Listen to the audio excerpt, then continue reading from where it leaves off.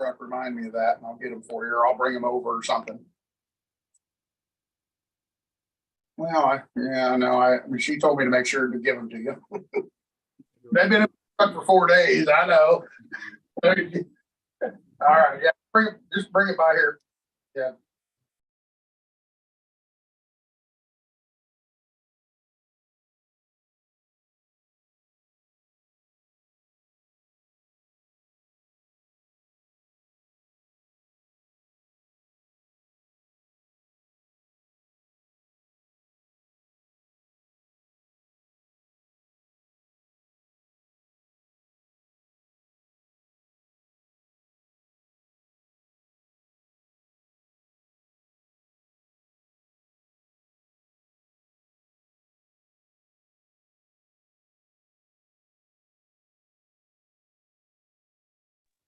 Really? Yeah, the other one jumped off. You got a left headlight out also. I know, that's what I just had it fixed. I didn't know the passenger side was going in there. It goes off and on for some reason. But the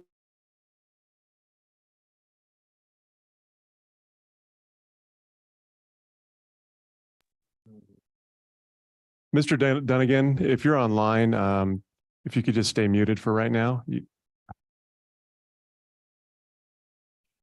We good? Yeah.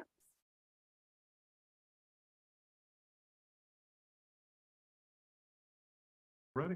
All right, we are going to go ahead and call the meeting to order. It is 10:02, September 13th, 2023. I just noticed that it said 21, I almost said 21. We're going back a little bit. Good morning, everybody. Thank you for being here. We do have a full 5 hearings and have an amended staff report. Just so everybody is aware of that, and we do have a quorum. Thank you for being here. Would anybody like to make a motion to accept the amended staff report?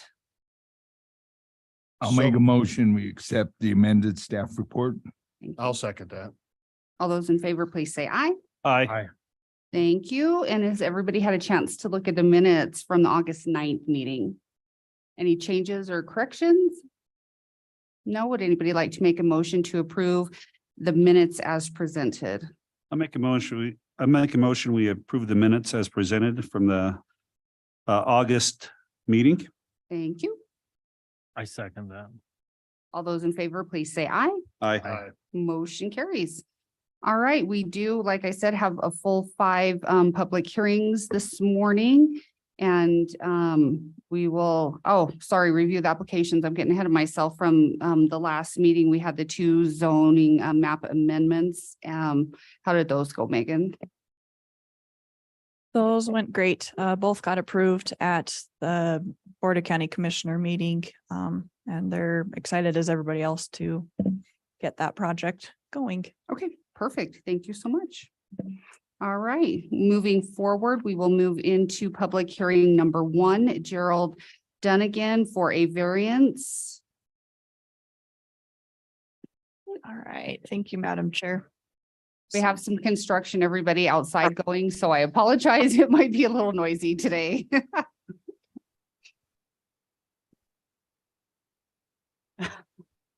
All right, we'll get started.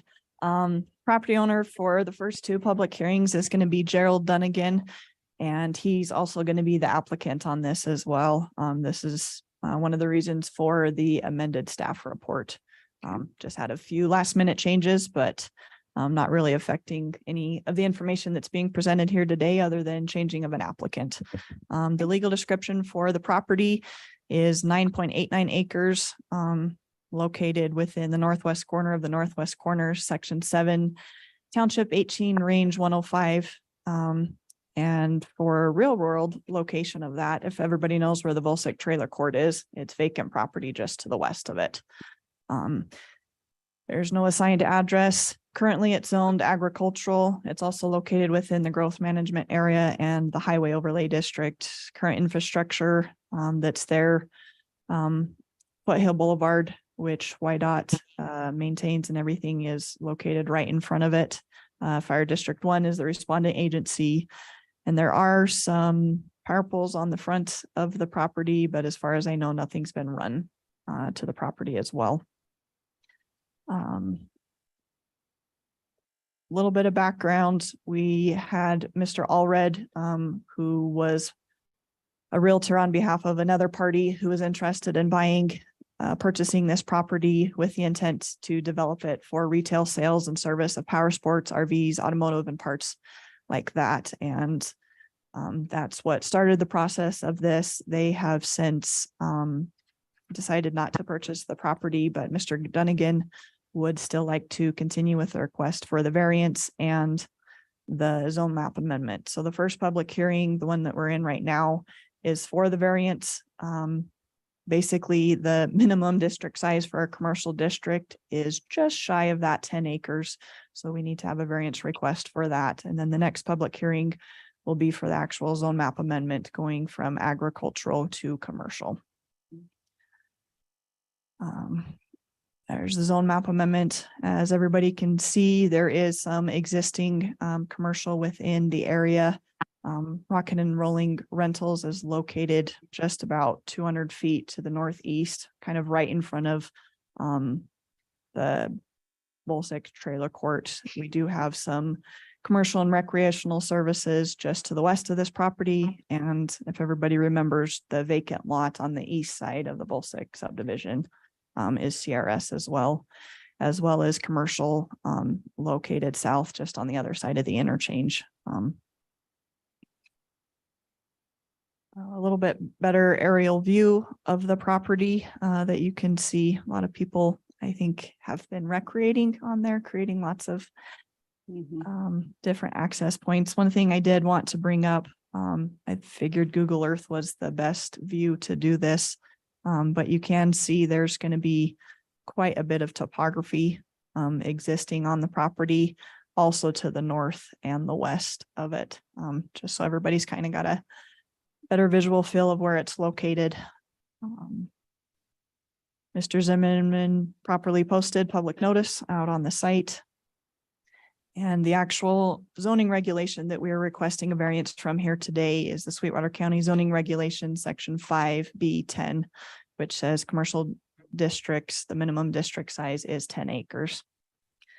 I'll jump right into the 3 criteria. Basically, is there anything peculiar to the land or in this case, just land for which the variance is sought that does not generally apply to other buildings or neighborhood and have not resulted in any act of the applicant subsequent to the adoption of the zoning. As I've stated before, there's a lot of existing commercial zoned property within the area. Also, directly north and directly west, all that land is owned by the BLM. So this property getting just that extra 1/10 of an acre is not going to be very likely for that to happen. Also, as I showed you guys in the Google map view, existing topography in the area and particularly to the north and west could make development hard to happen. But it's one of those things, development can happen as long as people are willing to spend money and take the time to do it correctly. Criteria number 2, are there any circumstances or conditions that strictly apply to the provision of the Sweetwater County zoning resolution that would deprive the applicant of reasonable use of the land or building? And is the granting of this adjustment necessary and the minimal adjustment possible? Easiest way to put this is we're requesting a variance for 1/10 of an acre. It's one of those things. I would like to get it on the record that they're not trying to sneak it by anything else like that. They're willing to go through the proper channels to get it covered so that it's not questioned further down the road, which we appreciate. And the last one is the granting of this variance in harmony with the general purpose and intent of the zoning resolution and will not be injurious to the neighborhood or otherwise detrimental to public welfare. Staff does not find that this variance would be detrimental to the public welfare. We have not had any negative comment in regards to either public hearing, which is a good thing. And staff believes that the variance is in harmony with the general purpose of the zoning resolution. Commercial zoned land with proximity to I-80 is very desirable, and it also blends in with existing uses that are in the area, and also brings an opportunity for new development to come into the county as well. YDOT did respond with their pretty generic comments talking about that the developer should anticipate the following, which may not be entirely inclusive: a detailed site plan, geotech study, drainage study, traffic impacts study for YDOT review. For an access change in use, an access application must be obtained from YDOT in accordance with the YDOT access manual, with the intersection of both the US Highway 191 and the service road of Foothill being located in proximity. The access must be a minimum of 660 feet from that intersection. In addition, no access is allowed within 660 feet of the interstate off-ramp intersection as well. Any new utility construction within YDOT right away, the property owner or company will need to acquire proper permits from YDOT.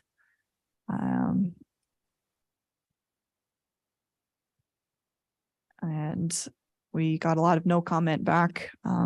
First being from Pioneer Pipeline, Phillips 66 Company. They have no comments, neither did All West Communications. West Side Water and Sewer District did respond, which we appreciate, and they had no objections to either hearing.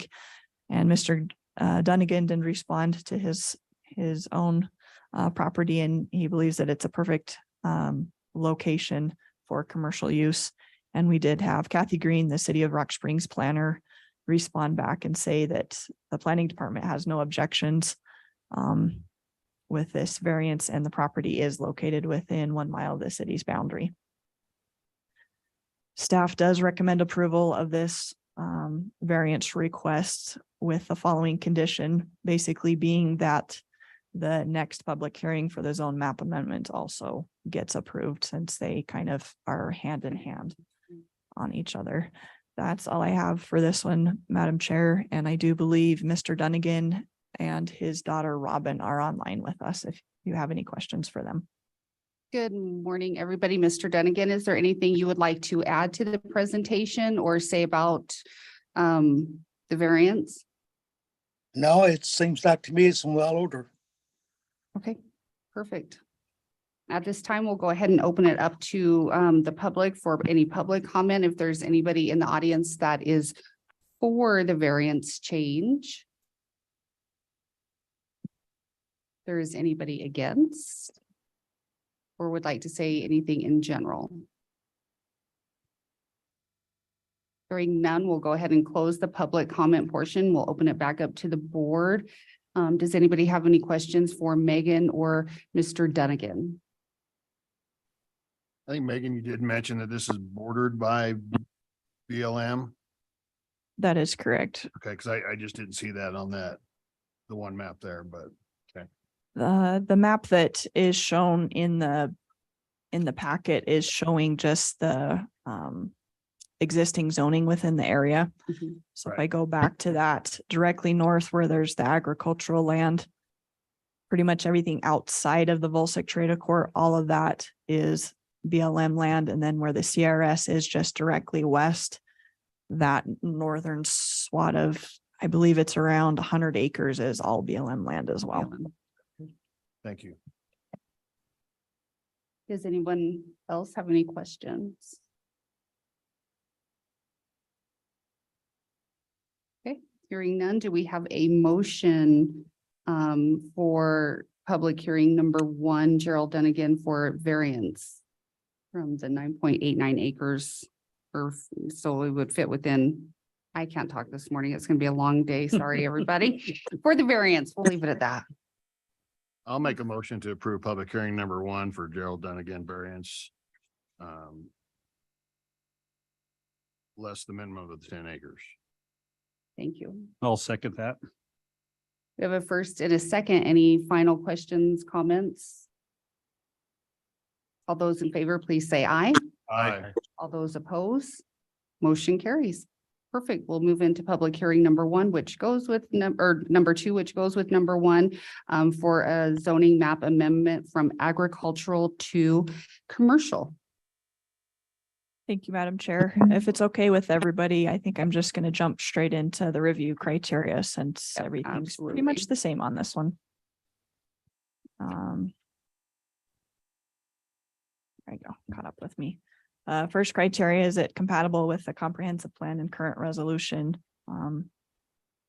As per usual, the county encourages growth and development to occur in an orderly manner. This would allow for more potential commercial uses to come to the county and for new property to be developed in probably a pretty good location of I-80, which is always a good thing for a commercial business. The proposed zoning is suitable for existing topography and creates buildable lots. Again, proximity to I-80 is advantageous. Topography will need to be taken into consideration during both the construction and design phase of whatever proposed project, commercial use that goes into this area to make sure that drainage and access and everything is handled correctly. Definitely not something that I don't think could happen, but there is going to need to be care taken once that those projects do come before us with site plan and make sure we have all the adequate review just to make sure a safe development can occur.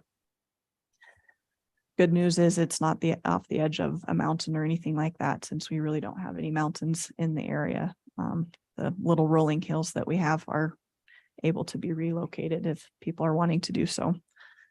Proposed zoning district is compatible with existing and allowable uses of adjacent properties. Again, without beating a dead horse, there is existing commercial uses within the area. And staff does see this being cohesive just within the neighborhood itself. The proposed zoning can demonstrate adequate public facilities, including road, drainage, potable water, sanitary sewer, police and fire protection exist or will exist to serve the request at such time facilities are needed. All of those adequate facilities will need to be taken into consideration during the design and construction phase. As with any vacant land, that is something that we'll need to take into consideration, and different commercial properties will have different requirements when it comes to things such as that. Criteria number 5, the amendment shall not adversely affect adjacent properties. Again, we've not received any negative comments on this, and staff does not find that this zone map amendment would adversely affect properties within the area. And does this request conform with all applicable provisions of this resolution? Since the last public hearing was recommended, if it's approved by the Board of County Commissioners, it will be be able to conform with all applicable resolution provisions of the zoning resolution. We received the exact same comments as we did in the last public hearing, some being from YDOT, Pioneer Pipeline, All West Communications, West Side Water and Sewer District, Mr. Dunnigan himself, and also the City of Rock Springs planner. Staff does recommend the approval of this zone map amendment with the following condition, that the previous public hearing gets approved as well. That's all I have, Madam Chair. Thank you, Megan. Again, Mr. Dunnigan, I didn't know if you wanted to add anything to your public hearing number 2. No, that sounds perfect. Okay, thank you so much. We'll go ahead and open it up to public comment at this time. If there's anybody in the audience in favor of the zoning map amendment, now is your time. If there's anybody opposed or would just like to say something in general. Hearing none, we'll go ahead and close the public comment portion and open it back up to the board. Is there any questions, comments from anybody on the zone map amendment? No, pretty straightforward. I agree. Nothing crazy. Do we have a motion to approve the zoning map amendment from agricultural to commercial. I make a motion that we approve public hearing number 2, zoning map amendment, agricultural to commercial, Thank you. with staff recommendations. Thank you. I'll second that. Any last final comments or questions? All those in favor, please say aye. Aye. Aye. All those opposed? Motion carries. So Mr. Dunnigan, this will go in front of the county commissioners on the 19th, next Tuesday. I know their meeting starts at 9 a.m. I'm not sure where you are going to be at on the agenda there. Thank you. Thank you. Okay, we'll move into public hearing number 3, Joseph Chenoweth. And how am I saying it correctly? Chenoweth. Okay, I was pretty close. For the first public hearing, number 3 is for a variance. Zoning regulations section, it's long, and we are within the growth management plan. So we'll turn it over to Megan. All right, thank you, Madam Chair. This again, as with many of the last ones, I feel like I've been doing, all these will be contingent upon the rest. What Mr. Chenoweth is proposing to do is doing a 5-lot subdivision on his property out north of Reliance. We are hearing the variance first, and then the next public hearing will be for the zone map amendment to clean up some stuff there. And then the last, just because of the order things need to be approved in, will be the actual preliminary plat. So I'll try and get as much information as I can up front, and hopefully things will get less and make more sense as we move forward. The property owner for this land is Joseph and Teresa Chenoweth, trustees of the Chenoweth Family Trust, and also Joseph Chenoweth himself. He actually, I think 2 years ago, 2-3 years ago, he bought a portion of land from Aggie Grazing that is a little strip that covers where Stansbury Way is. So that he holds that in separate fee simple interest than the rest of his property. Mr. Chenoweth himself is the applicant. The legal description is basically the 44.25 acres to be known as the proposed Chenoweth subdivision. Current zoning of the property is single family residential with a lot size overlay of 35 acres. It is also located within the growth management area. Existing infrastructure that's out on his property currently, Rocky Mountain Power has facilities. The existing parcel also has approved well and septic permits. The parcel does reside within the North Sweetwater Water and Sewer District, also I think more familiar known as the Reliance Sewer District. And Winton Road, County Road 66, provides access on the front side of this property. The request that you can see, I did print off a copy of the proposed subdivision. There'll be five lots. Joseph and Teresa will retain lot 1, which their house is currently at. It's going to be the largest lot out there, being around 22 acres, I believe. And access for lots 2 and 3 will be proposed to be off of a 50-foot private road easement.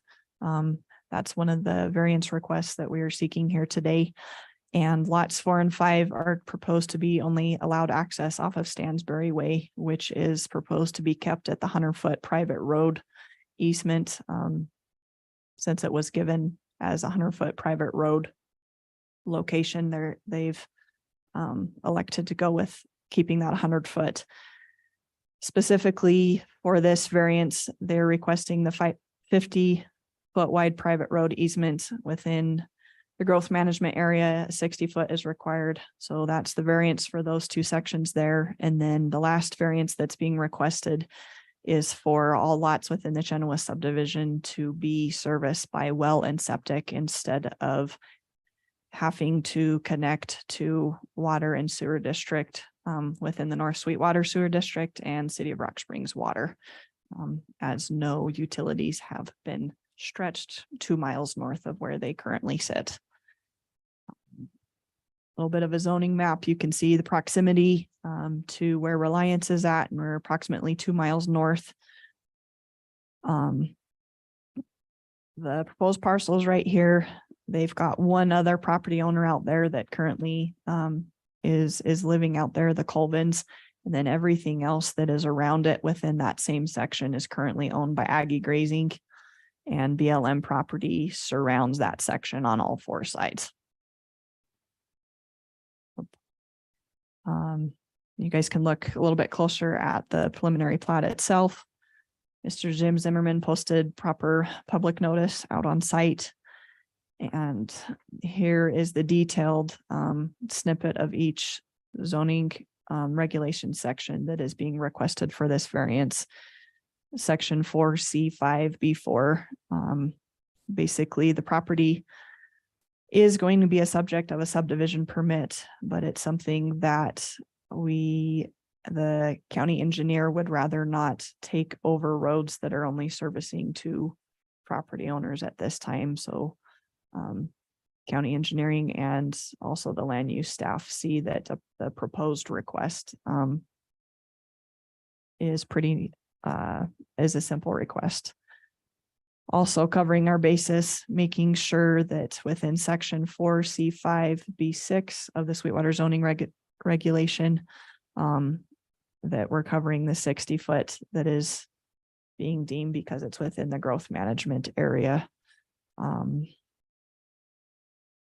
then the last one, and I'll be completely honest, the growth management area plan is something I am still trying to learn all the intricate details located within here. But basically the variance request is coming from, if you're located within a water and sewer district, the water and sewer district has to approve for any changes to be noted that way. And because both the water and sewer district and the city of Rock Springs don't have facilities out in the area, staff finds that it would be unreasonable for the Chenoweths to have to carry utilities 2 miles north of where they currently reside. So those are the tables that we're requesting the variances from. And we'll jump right into the 3 review criteria. Man, sorry guys, I really sound like I'm beating a dead horse today. Little bit of history on this. Mr.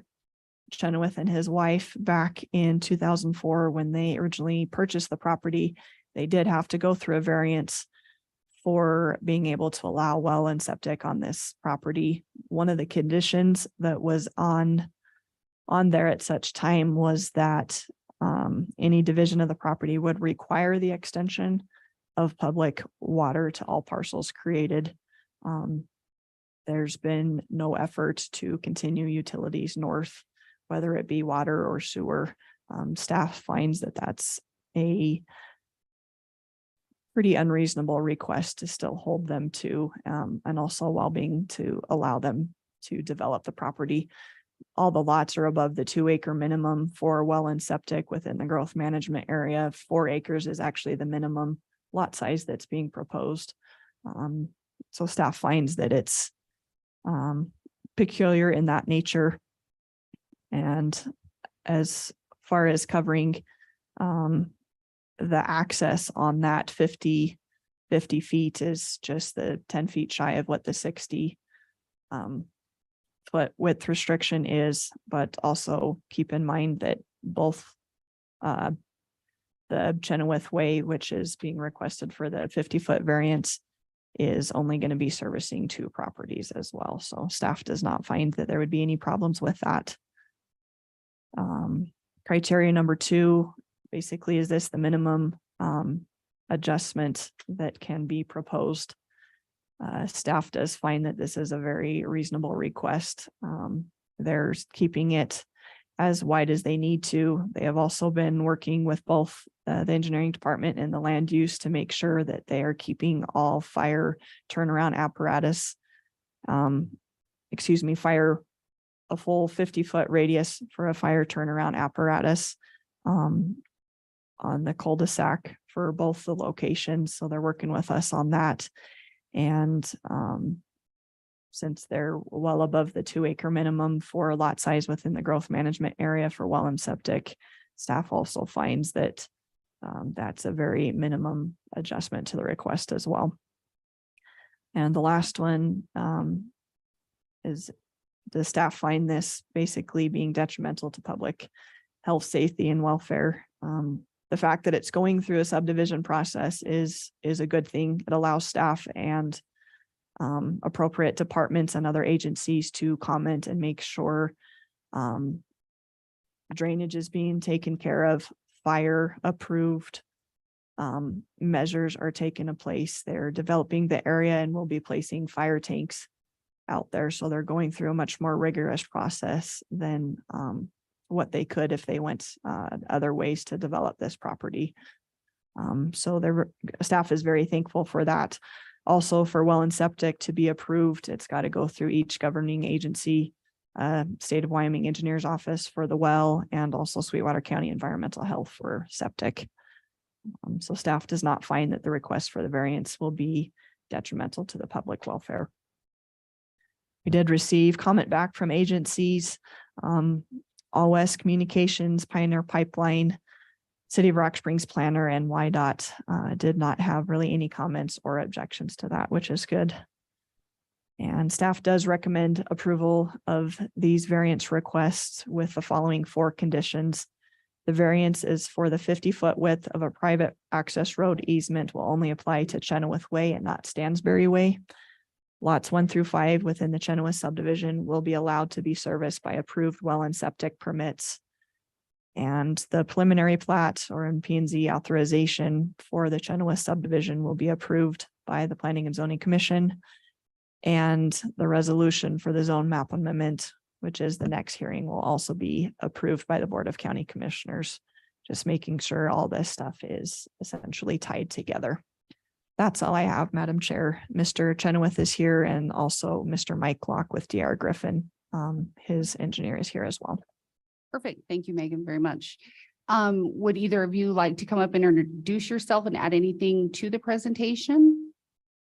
You don't have to, but you're more than welcome to. Everything.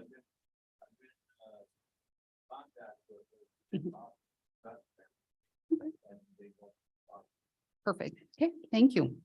All right, we will go ahead at this time and open it up to the public. If anybody is in favor of the variance, now is your time. If anybody is against or would like to say anything in general. I don't think we have anybody else on Zoom. It doesn't look like, huh? Okay. We'll go ahead and close the public comment portion and open it up to the board for any questions, comments. I do have a question, and maybe I'm just out there and I don't know why this is in my head. I thought if you were not within 400 feet of a public municipality that you did not have to tap in anyway for sewer and well.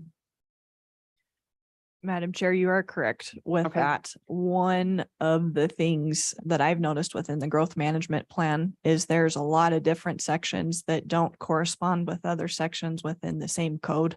Okay. It's something that we need to take a look at and get cleaned up. Eric and I have had conversations of where we would like to incorporate the growth management plan into the actual zoning resolution or regulations so that there's no conflict and which regulation do we need to hold, and hopefully eliminating the need for multiple variance requests for the same thing in the future, just because we're dealing with 2 sets of regulations. Okay, that was my question because that was confusing to me. I'm like, they're not within 400 feet. Why are we? Okay, thank you.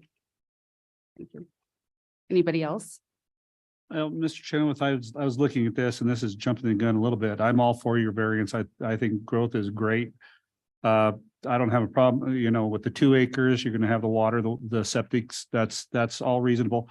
The only thing I'm looking at is you might have an issue is for your road, your access road for Chenoweth Way is on an tangent right there. I don't know if the county is gonna allow that. Just kind of give you a heads up on that. That's not coming in a perpendicular, it's coming in at an angle. They might have an issue with that, but everything else to me looks great. I'm glad you're doing it. Madam Chair, Yes, please. Commissioner Doak, we have had the engineers look at this and they are okay Okay. with what has been presented. We've actually been working with a couple different scenarios with Mr. Chenoweth for, I would say, probably 3 years now, 2 or 3 years. And it's getting better with every, I just didn't want him to be surprised, at the last minute, I'm looking at He's this. looking at it and be like, no, this isn't Yeah. gonna work. Because we've had this issue come up on Yellowstone, kind of like the same Mhm, issue. We have, yes. So I just wanted to bring that to your attention was all. And I had the same concern about that intersection, because you got Stansbury Way there, Chenoweth coming in, and then you got the county road coming in through there. So, but I'm sure, we'll see it with the construction plans, how that intersection gets worked to make it actually work. Thank you. That was it for me. Anybody else have any questions, Ju- comments? Just one odd question. Why are we at 60 foot for our road access and then 40 foot? I mean, if we're gonna be doing easement or variances for this, why are we pushing those big ones? The 60 foot some of the time, and now we're backing off to 10. Why are we up there when it's not necessary to be that big? I don't think. There's a reason behind it, but what is that reason? that is a good question, Commissioner. Richard. I'll be completely honest. One thing that staff has talked about along with the engineering department is the fact that Chenoweth Way will only be servicing 2 lots, having it be smaller. They're putting in the approved fire turnaround and things like that. Yeah, and just as long as their fire trucks can turn around in the cul-de-sac, Mhm. that's fine. But I'm like, why are we? Not necessarily relating to this in some respect, part of my brain's setting out somewhere else. Why are we having a 60 foot width or a 40 foot? I mean, if the truck can get down and turn around, I'm all for this, but I just want to know why that's there. That is a good question, and I do not know the answer to that. I don't know if Mr. Bingham can speak to that any better than I can. A lot of the growth management plan predates both of us. So I know for the 60-foot right of way, that's for in case it's going to be a county road in the future. And so that's the minimum you need for a county road is 60 foot.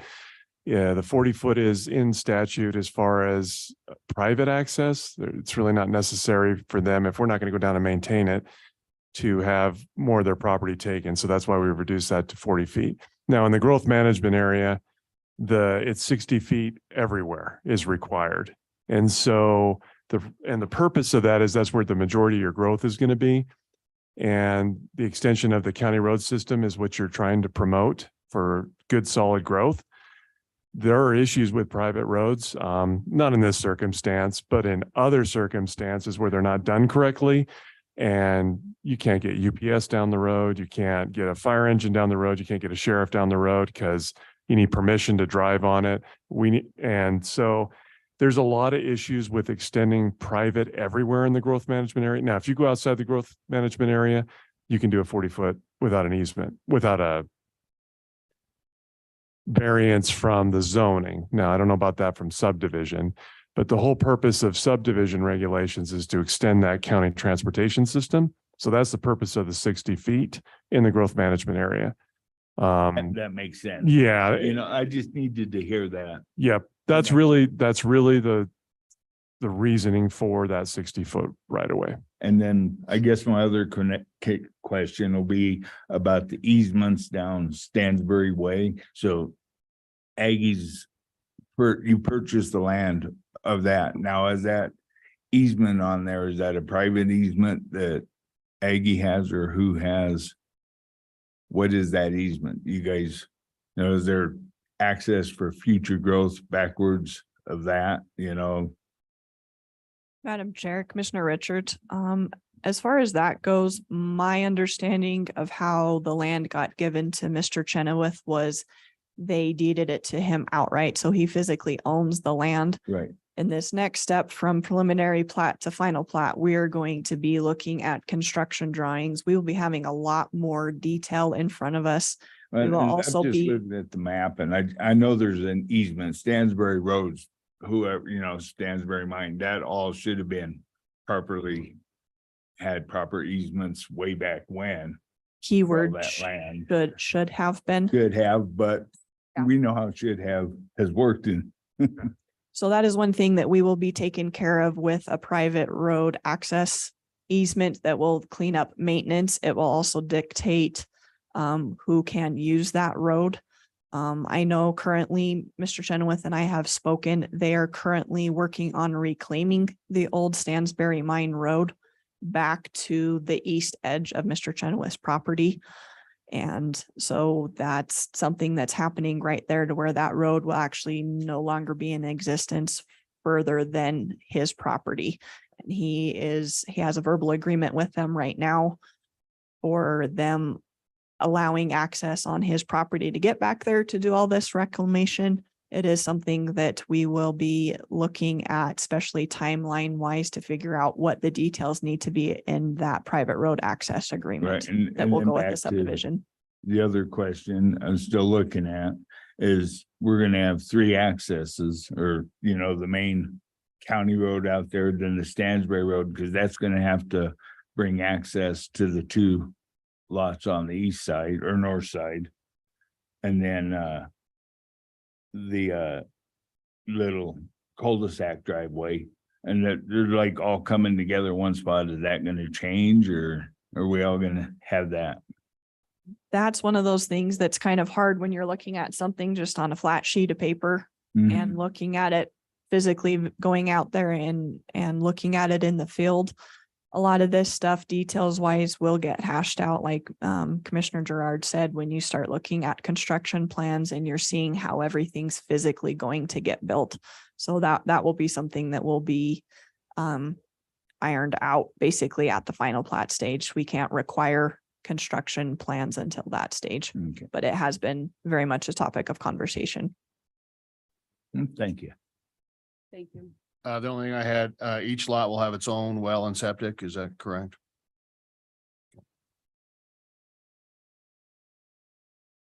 Any other discussion? No. All right, do we have a motion for public hearing number 3 for the variance for Mr. Chenoweth? I'll make a motion. We grant the variance for public hearing number 3 from 60-foot to 50-foot for the Geneswa Way. Yeah. Can you add with staff recommendations on there? Huh? Can you add with staff, with all the With staff? staff recommendations. I'll second that. Any final discussion, questions? Yeah, are we including the water and sewer variance with that? That's what the staff, I think. Yes. Yeah. That is Yes. correct, Okay. yes.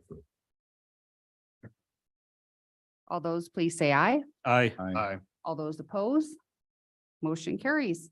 That will take us into public hearing number 4 for a zoning map amendment from single family residential lot size overlay of the 35 acres to the single family residential lot size overlay of 4 acres. All right, thank you, Madam Chair. Don't want to beat a dead horse on this. Basically, what we're doing here is actually defining what zoning should be out there. If you go back and look in the records in this area, it's a mess. I will be the first to admit that. You've got zoning records from when they did the growth management area that was one thing, and then they came back in and had certain requests kind of coming back in. Legal descriptions don't match up with where property lines are at. Mr. Chenoweth was good with getting it all cleaned up at once. He still wants it to be remained the single family residential. So we're just making sure that's applied to a legal description for everybody to follow down the road. The biggest change with this zone map amendment is going to be the lot size overlay going from 35 acres to 4. Again, allowing him for the development of a subdivision in this location. And we'll jump right into the review criteria. Staff does find this consistent and compatible with the current resolution and comprehensive plan. as it's bringing, creating new buildable lots within Sweetwater County. We need all the help we can get with all the work that's coming our area, and we're excited to see even small subdivisions such as this being able to hopefully be developed in an orderly timeframe for that to happen. The proposed zoning is suitable for the existing topography and creates buildable lots. The lot size overlay is basically what's being cleaned up here.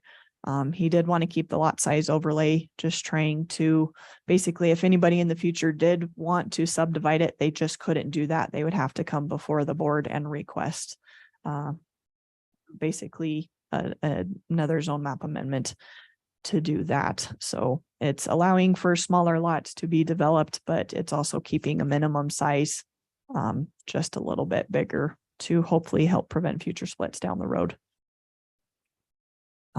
The proposed zoning is compatible with existing and allowable uses within the area.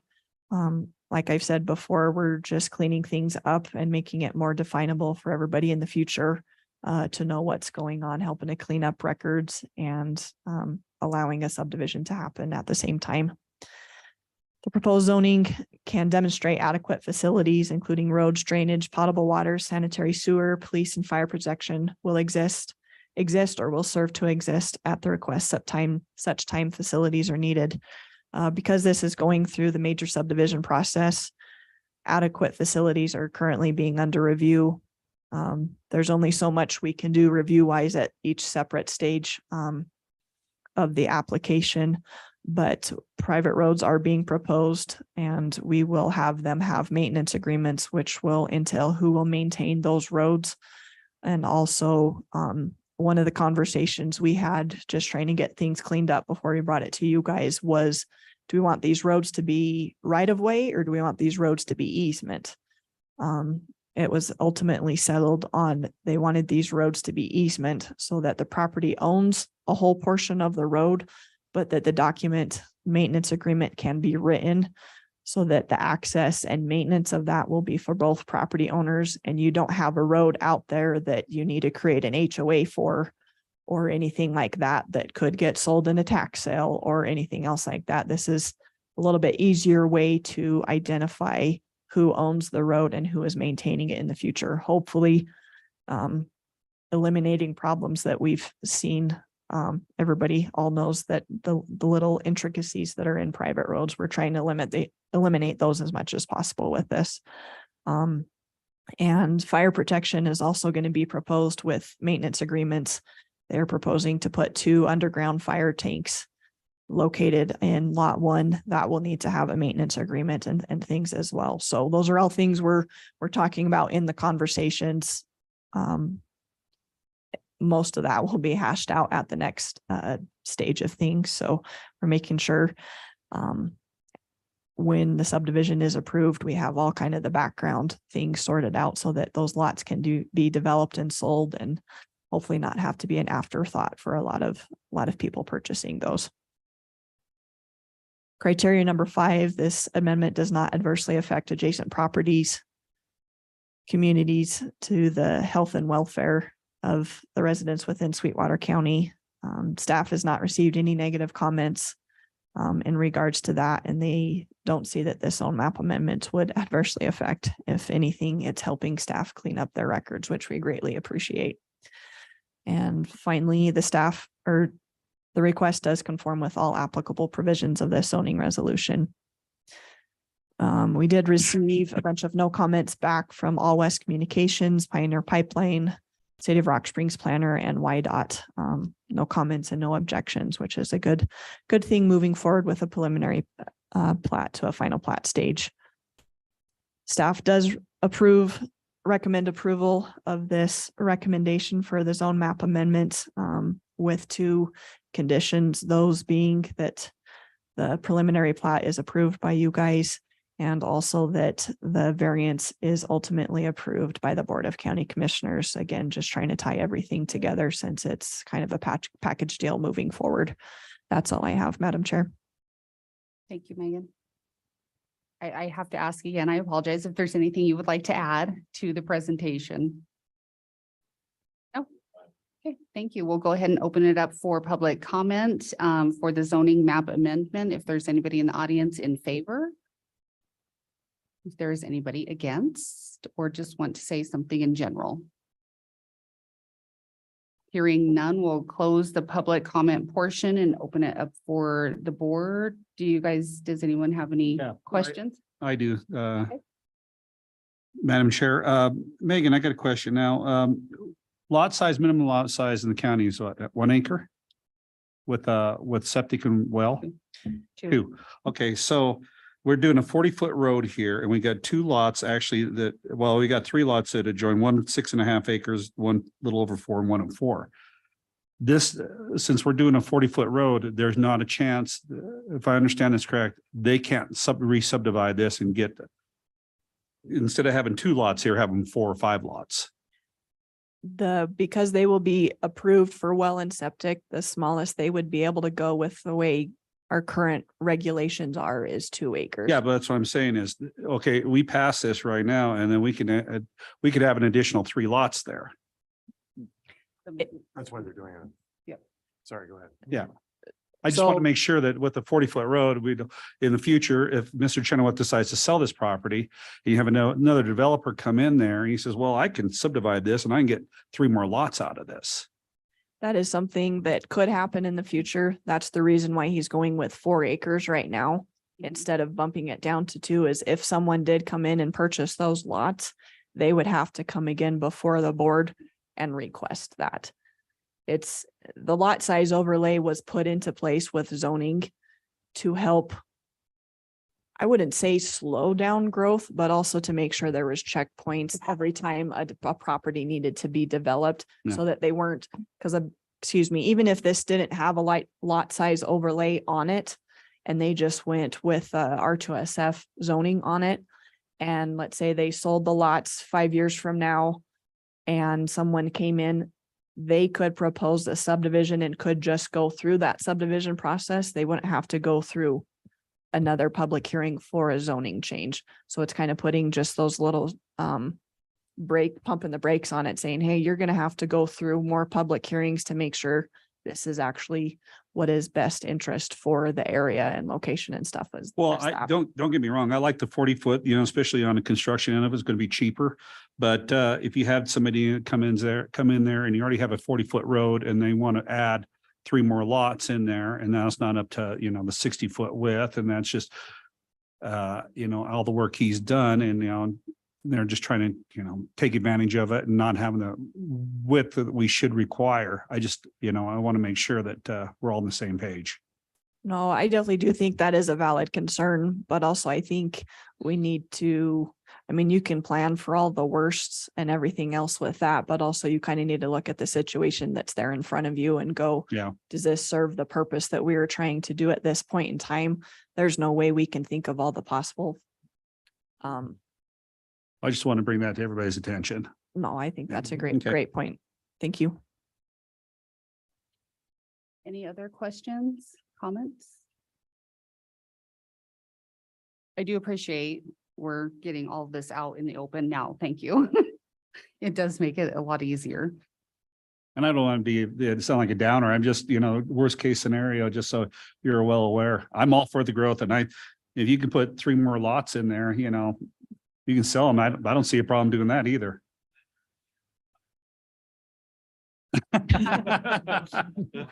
I'm with you. Okay, but I just wanted to, just a devil's advocate to a certain extent, to just kind of show you that, there still could be possible growth even if you sold it. Mhm. Yeah.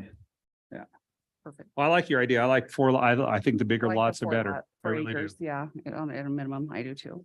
Madam Chair, another thought just came to my mind is that with the way our subdivision regulations currently are, the only way this would be able to go through what people call a lot split, if they wanted to take those 2 lots, with the way our regulations are, you can take 2 lots and you could make 3.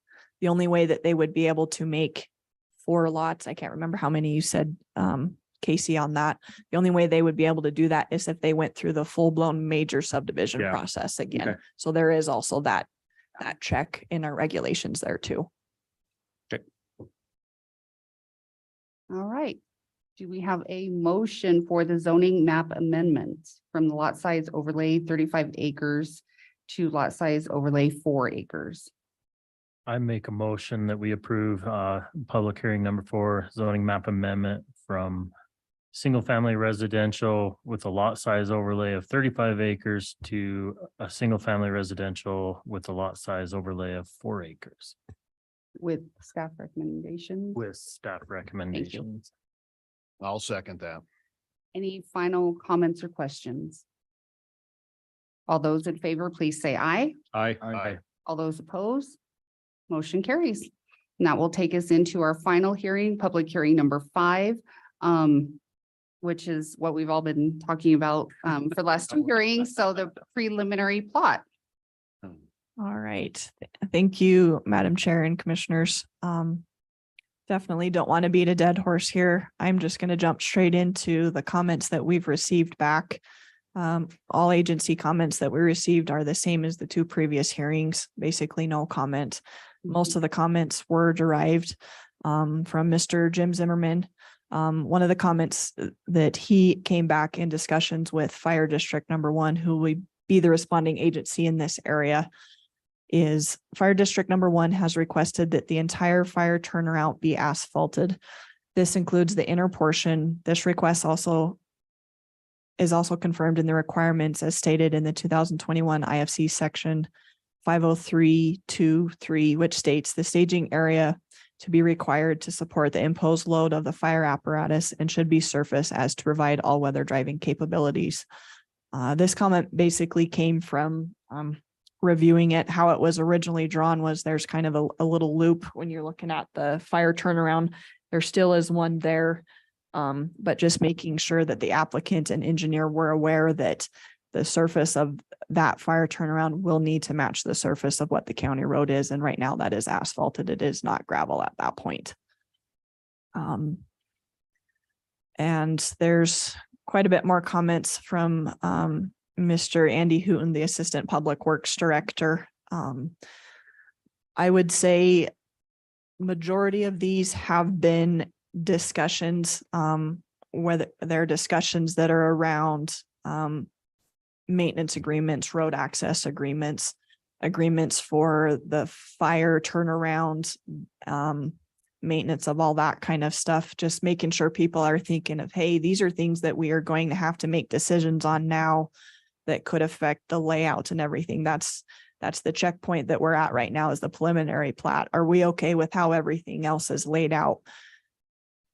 We don't actually get to the details and meat of all this other stuff until we get to the next phase. But I think it's important for everybody, all parties, to be aware of these are things that will have to be taken care of and addressed to meet certain regulations, just to make sure everybody's safe and taken care of 20, 30 years from now.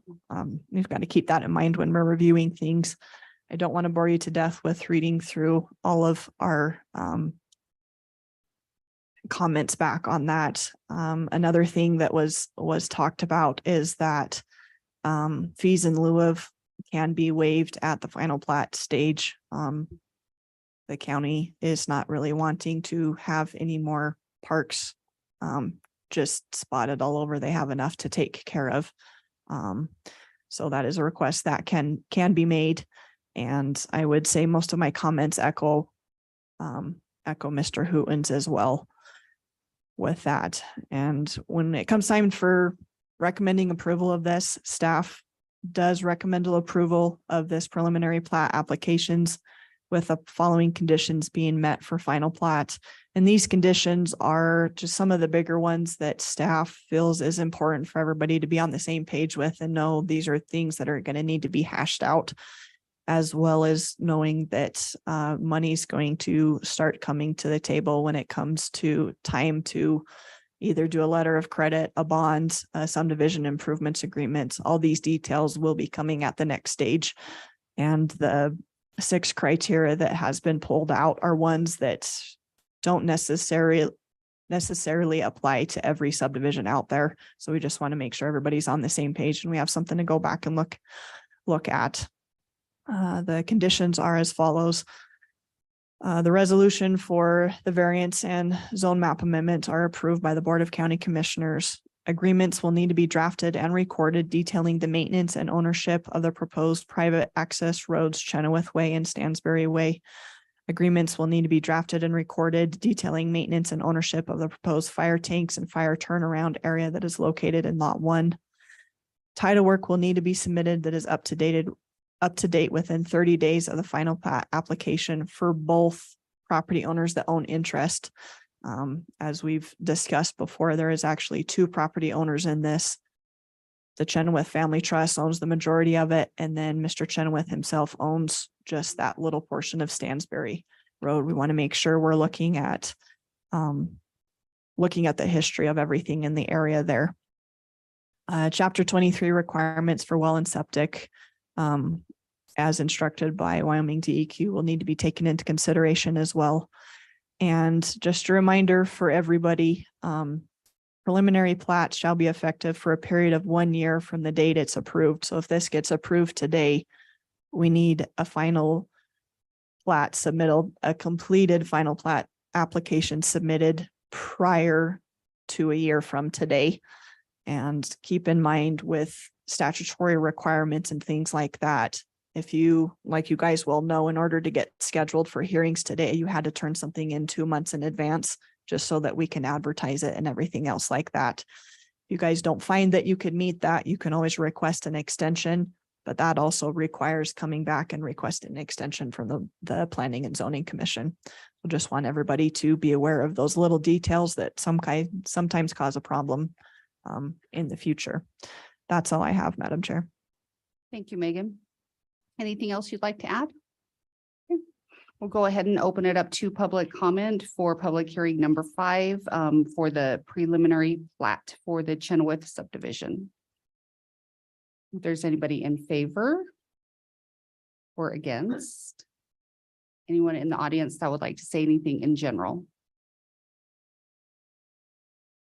Hearing none, we'll close the public comment, open it back up to the board. Does anybody have any final questions on the preliminary plat?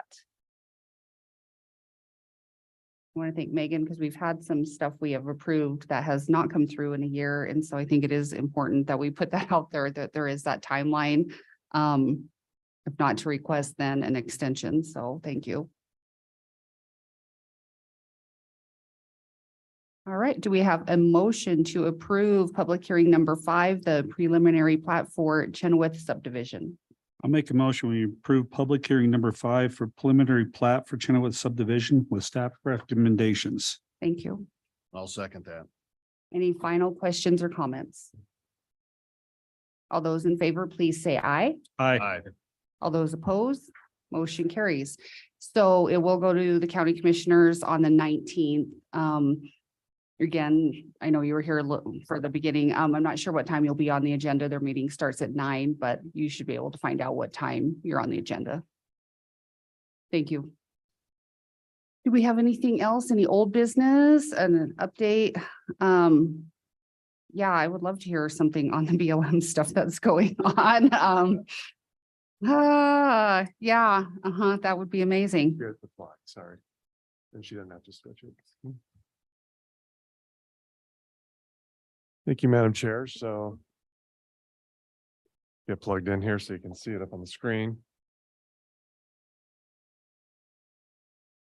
Okay. One of your screens are broke.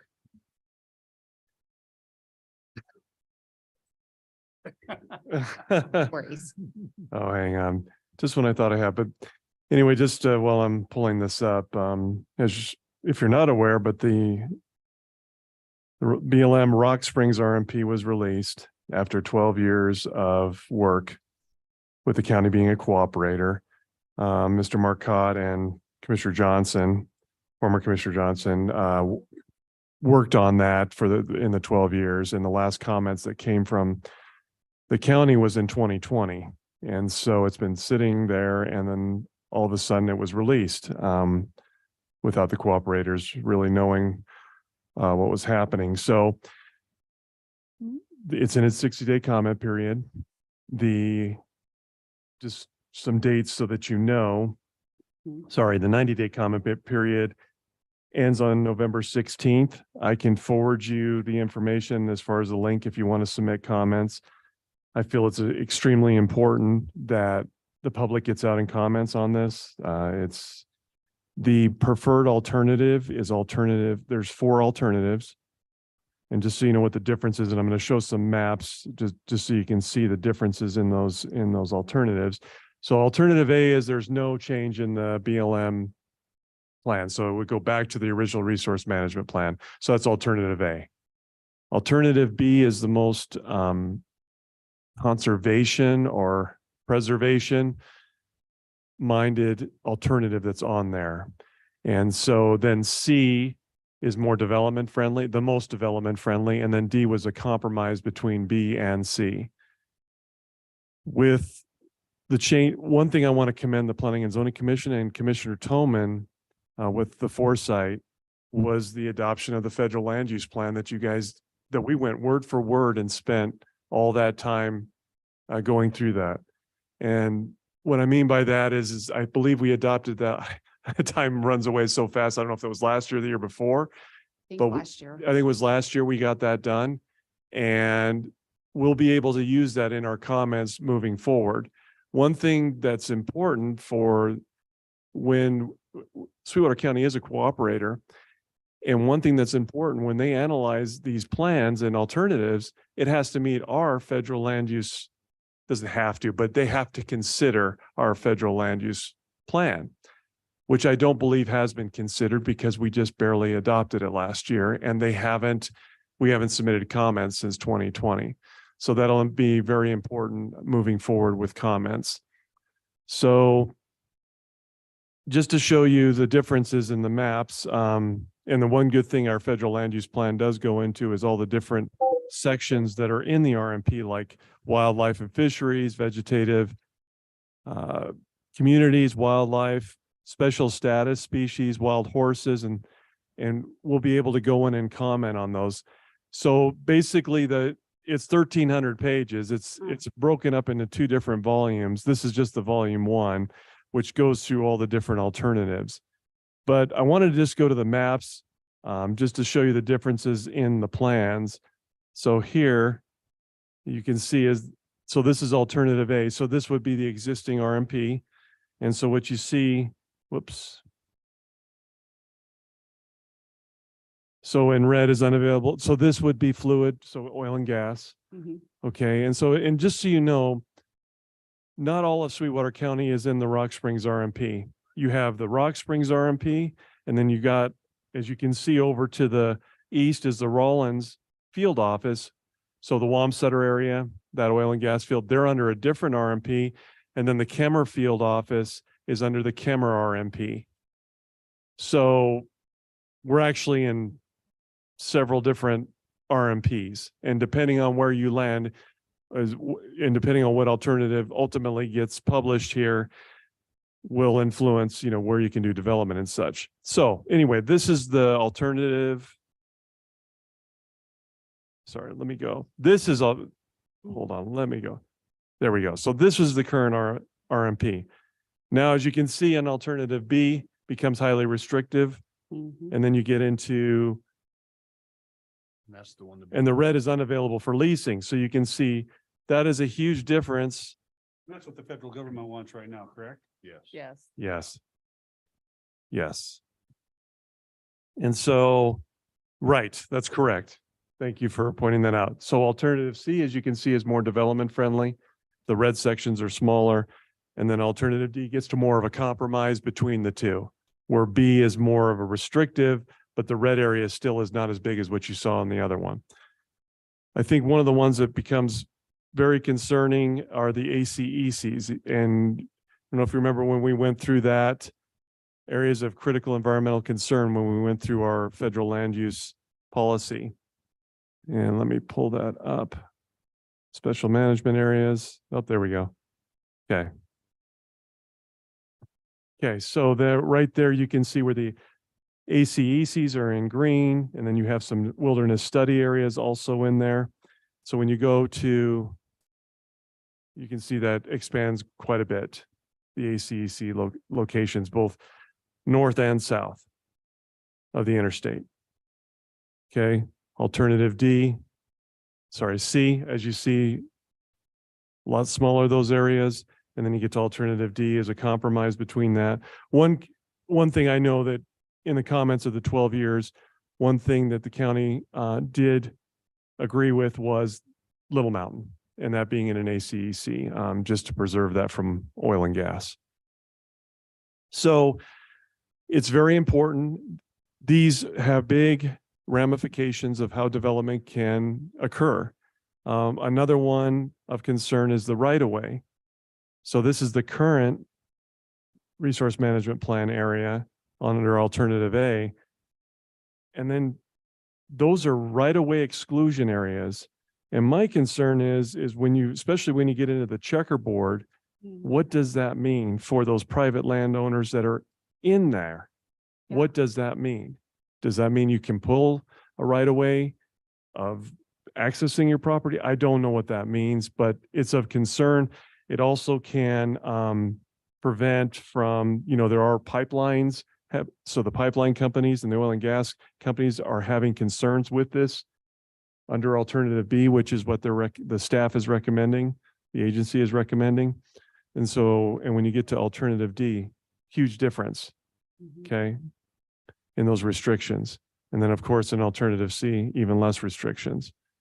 So it's very important. I wanted to give you some dates. I will forward you a link of where you can comment if you do feel. The county will obviously be commenting. I think we should comment at that, especially as a P and Z board. Personally, I think we have a lot of stake in for our county. I think we should comment on it. We can do that. Yes. Yep. Well, that's my idea. No, I agree wholeheartedly. I think there's some Because- scary stuff in this that, I've read a little bit about this. This is just restricting our access. Not just, development, it's restricting our access. This is the big government telling county of Sweetwater County that you're gonna, we're gonna stop you. And that's basically what this is. And they know something will have to come out of this. That's what people Yeah. don't understand. They're giving you worst case scenario, their best case scenario, our worst case scenario. And they're gonna figure we're gonna do a compromise, and we have to, we have to stick to our guns. We truly do. One thing that was brought up last night, we were at Outdoor Rec collaborative meeting and there was a BLM employee there, is that you can go through the different sections of the code the plan. And let's say you agree with this alternative C in one area, but maybe in D in another area, and you can do that. You can make those comments. It doesn't have to be alternative D for the entire section or alternative C, unless it's the way you want to go. I'm just saying that that's what she said last night that was interesting. So if there's like Little Mountain, okay, so things like that. So, but that's a good comment, Commissioner Doe. So the dates are, they will have a public meeting, BLM Rock Springs Field Office on September 27th from 3 p.m. to 6 p.m. There's other ones. There's one in Lyman, but Big Piney, one's on the 19th, the 26th, but the 27th will actually be in Rock Springs. The county's a little bit upset about just the one hearing, believe that there should be more. And from what we understood last night is they are hopefully going to work on some additional meetings, which, you have a 13 and the extending of the comment period also. So where are they gonna hold this? If they wanna hold it, at the this is what- BLM office. It's a there's Yeah, not gonna be enough room. no, I hope not. There've already been numerous discussions about this, and the place is gonna be packed. So that's why there does need to be additional ones, agreed. Yes. Yeah. But they're really gonna be taking out anything that's got the emotion in it or Yeah, I emotional. think, Yeah, They'll be those will definitely go right out. They said they weren't gonna put any weight on some of the comments, but there will be some weight put on some of the government agencies or the partners that are working along with this. So it's got to kind of pertain to something when a comment is made, that they can look at it and say, okay, this is why this makes sense, or this fits into what their plan is. So yeah, it has to be, I just don't like this. no, and that's why I said the county P and Z and the county commissioners Mhm. have to take a stand and, have to actually be involved in this discussion because this does affect our well-being, And our access. they were on that's what they discussed on the last agenda. So the commissioners. So on Yeah. behalf of like P and Z, Eric, are you going to be there or is it something that we can do as well? What is, I mean, I know it's hard for us, I think, to speak on behalf of P and Z without John being there. You know, but I agree. I think we do need to. I do. I mean, it could be as much as, because, so the county is a cooperator. So Sweetwater County, the commissioners are an actual cooperator.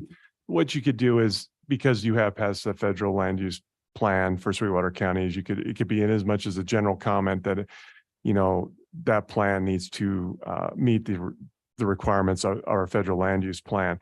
You know, it could be something as that if you don't want to get into the specifics of it, I'm going to be working with Danielle Bentoncourt on, my comments are going to be based on the federal land use plan and what the RMP, and then going from that direction.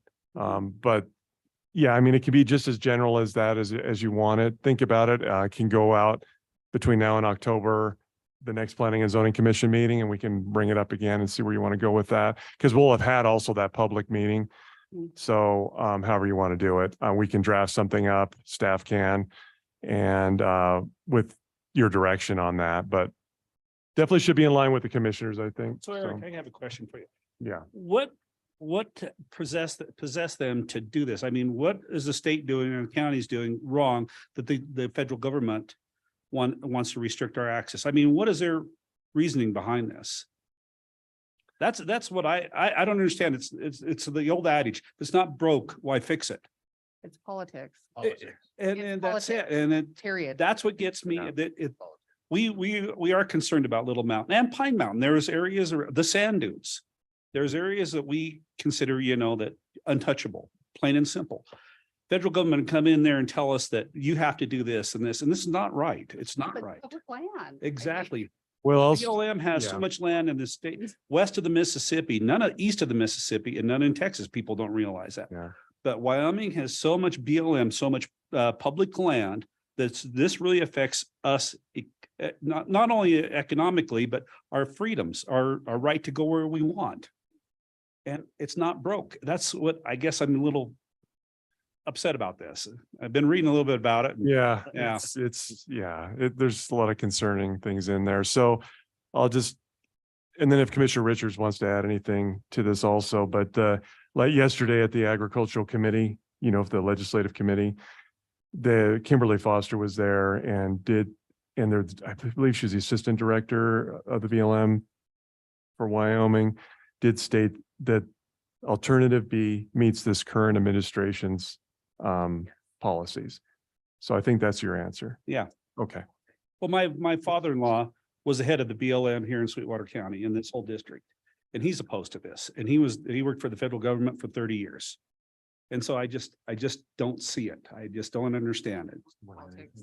Sorry. I was going to say, Commissioner Richards, you're here. We would love to hear from you.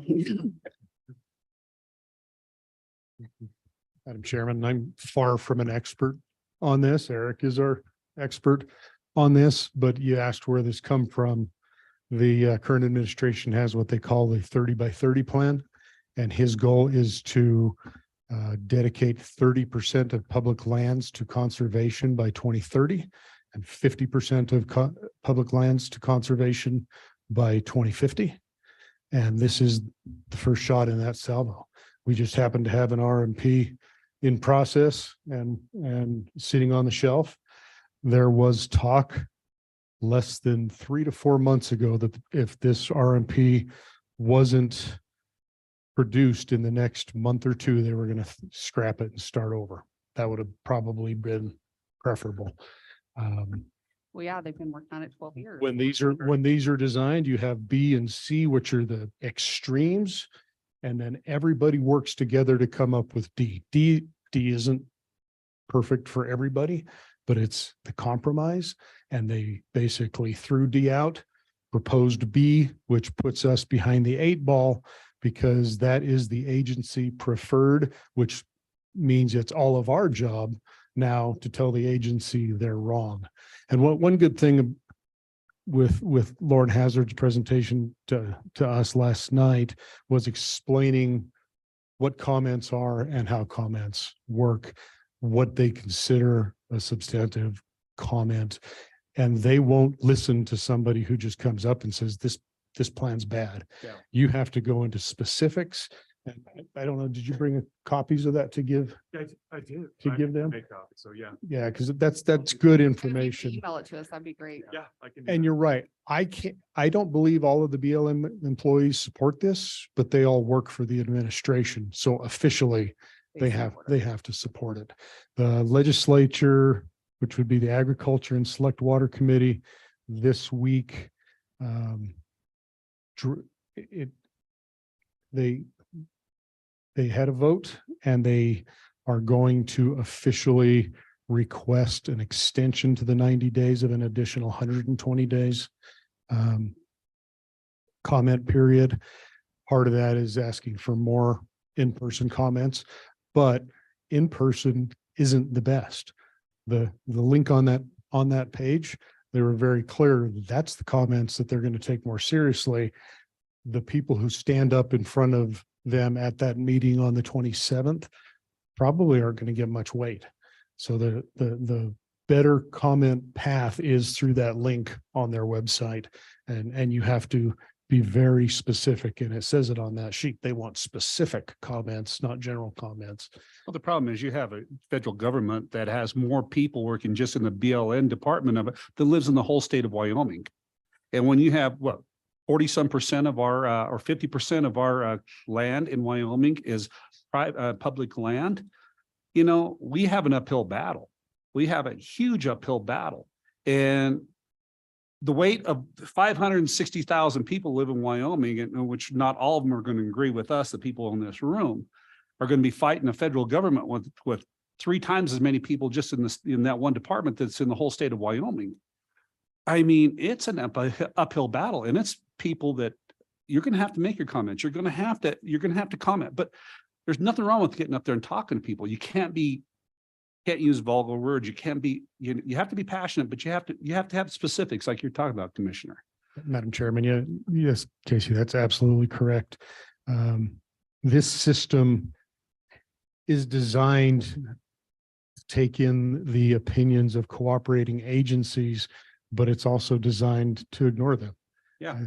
It's a conundrum, and elections have consequences, and the current administration wants to put conservation above all other uses.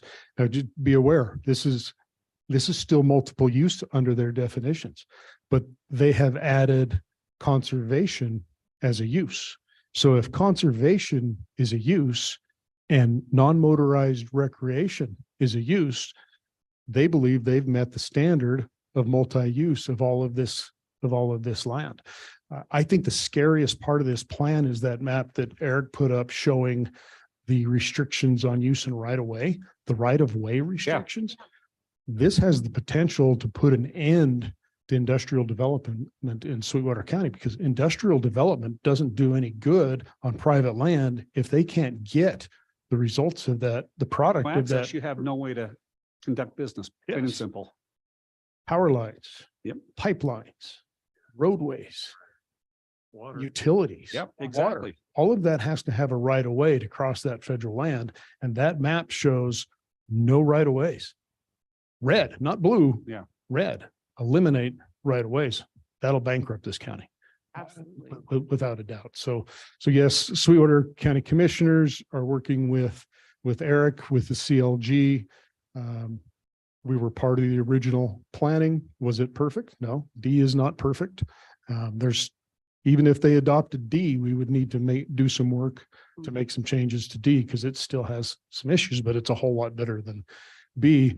Senator Kolb has been making a point as he makes the rounds that one of the problems with this system is we want D, but if we start negotiating from D and they're negotiating from B, we're already halfway lost.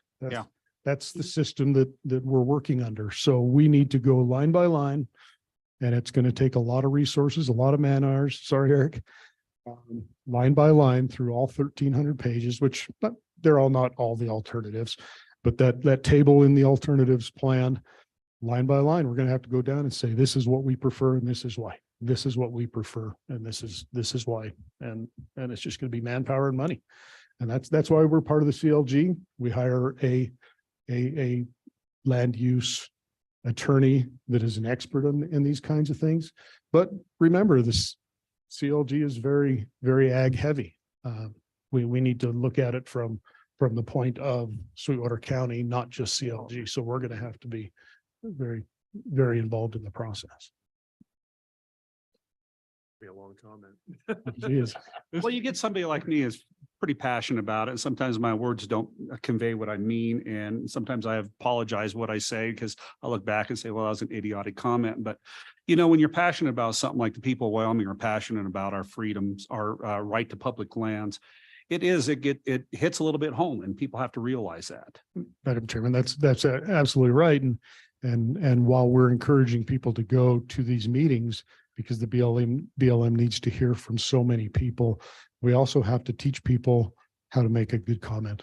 And that's And sometimes you don't want me doing that. well, that's a big barrier because people don't have time to do this research. That's why they rely on us, and we don't have time to do this research. That's why I have people. That's why we Eric. rely on people like Eric and the employees of the CLG. And that's what the BLM depends on, is for us not to have the resources, because they can wear us out. They have The strategy for sure. unlimited budgets and unlimited staff, and they can bury us in this stuff. So Madam Chair, if there's anything else I can help with, I'm here, but Eric's your expert. Thank you. Thank you, Commissioner Richards. It is definitely a huge deal and we have all this development coming in. So, I mean, if anybody does have time, I mean, Eric, I don't know how we can help you or if we would hinder you. But I know I'm for sure open for whatever help or whatnot that you absolutely need or want done. Please let me know.